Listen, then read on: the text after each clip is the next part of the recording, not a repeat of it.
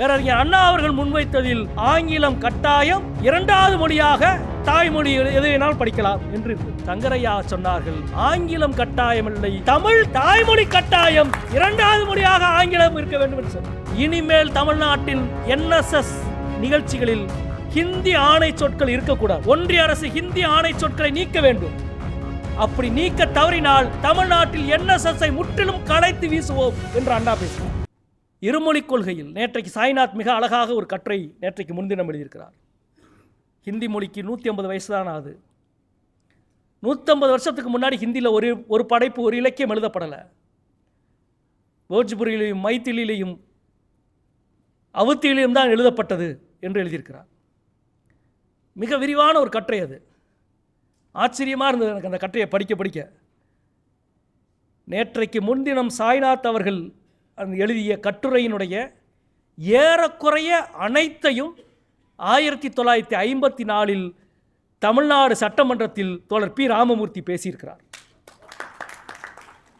ஏறக்குறைய அனைத்தையும். நீ என்ன ஆங்கிலத்தில் ஆட்சியை நடத்திக்கிருக்கிற? தாய்மொழியில் நடத்து. சென்னை மாகாணத்தினுடைய சட்டமன்றத்தில் ஆங்கிலத்தில் சட்டமன்ற விவாதமும் ஆங்கிலத்தில் ஆட்சி நடைபெற்ற பொழுது இல்லை, இனிமேல் நாங்கள் சட்டமன்றத்தில் அவரவர்களின் தாய்மொழியில், ஏனென்றால் அன்றைய சென்னை மாகாணத்தில் உங்களுக்கு தெரியும், ஆந்திராவினுடைய பெரும்பகுதி, தெலுங்கானா இதை தவிர மாகாணத்தை தவிர, கேரளாவிலே கொச்சின் திருவனந்தபுரம் சமஸ்தானத்தை தவிர, தமிழ்நாட்டிலே புதுக்கோட்டை சமஸ்தானத்தை தவிர, இந்த மிச்சம் இருக்கிற கர்நாடகத்தில் மைசூர் சமஸ்தானத்தை தவிர மிச்சம் இருக்கிற நிலப்பகுதி முழுவதும் சேர்ந்ததான் சென்னை மாகாணம். சென்னை மாகாணத்தினுடைய நடவடிக்கை ஆங்கிலத்தில் இருந்த பொழுது இனிமேல் சென்னை மாகாணத்தின் சட்டமன்ற நடவடிக்கையில் அவரவர்களின் தாய்மொழியில் தான் பேசுவோம் என்று முடிவெடுத்த முதல் கட்சி கம்யூனிஸ்ட் கட்சி. முதல் தலைவர்கள், அன்பிற்குரிய தலைவர்கள் பி. ராமமூர்த்தியும் ஜீவானந்தமும் ஏ. பாலசுப்ரமணியம்.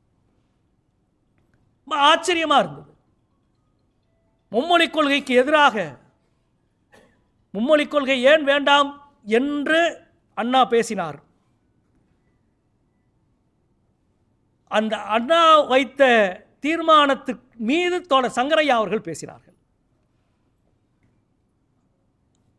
பெரியாரையும் சிங்காரவேலையும் ஒப்பிடுவதை போன்ற ஒரு ஒப்பீடு.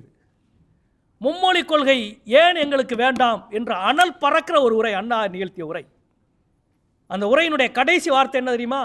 இனிமேல் தமிழ்நாட்டின் NSS நிகழ்ச்சிகளில் ஹிந்தி ஆணை சொற்கள் இருக்கக்கூடாது. ஒன்றிய அரசு ஹிந்தி ஆணை சொற்களை நீக்க வேண்டும். அப்படி நீக்க தவறினால் தமிழ்நாட்டில் NSS முற்றிலும் களைத்து வீசுவோம் என்று அண்ணா பேசினார் சட்டமன்றத்தில். இனிமேல் தமிழ்நாட்டில் இருமொழி கொள்கைதான் என்று அண்ணா சொன்னார். அண்ணா தீர்மானத்தை முன்வைத்த பிறகு மார்க்சிஸ்ட் கட்சியின் சார்பில் தோழர் சங்கரையா அவர்கள் பேசினார்கள். மும்மொழி கொள்கை தேவையில்லை, இருமொழி கொள்கைதான். ஆனால் அது எந்த இருமொழி கொள்கை?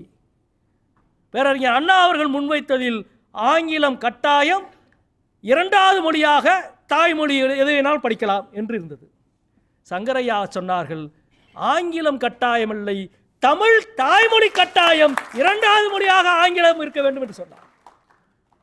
சங்கரையா சொன்ன திருத்தத்தை 1999 30 ஆண்டுகளுக்கு பிறகு கலைஞர் அவர்கள் முதலமைச்சராக இருந்தபொழுது கொண்டு வந்தார். எவ்வளவு பெரிய ஒரு இடம்!